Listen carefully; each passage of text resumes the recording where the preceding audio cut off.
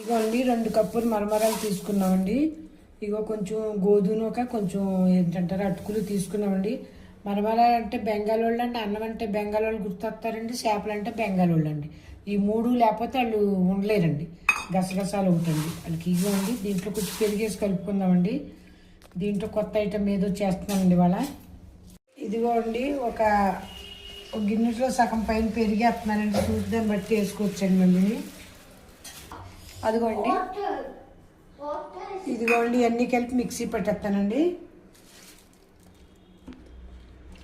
ఇదిగోండి ఒకటి బ్రెడ్ కూడా వేసుకుందాం, బ్రెడ్ కూడా వేద్దామండి. అన్నీ కలిపి మిక్సీ పెట్టుకుందామండి.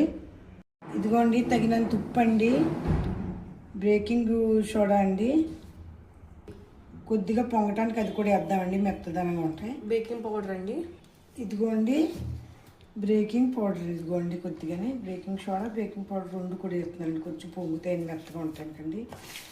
రోజు హెవీగా తినకంటే మరమరాలు అటుకులు పొట్టకు మంచిదండి, అందుకే నేను ఇవాళ ఇచ్చేస్తున్నాను. కొంచెం కిస్మిస్ కొంచెం కాజు కూడా వేసుకుందామండి.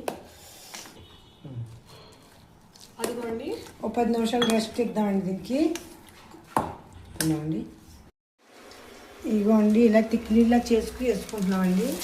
తిక్లీలు అంటారు ఏమంటారు, అదే గారెలా చేసండి. ఎలా ఆయిల్ లేకుండా నాకైతే ఇలా వేసుకున్నానండి, బినా ఆయిల్ అండి. ఇదిగోండి గారెలా కూడా వేసుకొచ్చండి ఇలాగా. అదిగోండి అలా కొబ్బరి పచ్చడితో ఆ విధంగా చేసుకుని తింటే నైట్ ఫుడ్ అండి. సాయంత్రం ఉపవాసాలు అవి ఉన్నప్పుడు నైట్గా సాటర్డే కదండి అది చేసుకుంటామండి. ఇదిగోండి ఇలా వేసుకుంటే లైట్గా అరిగిపోయాయండి, డైజెస్ట్ అవుతుందండి.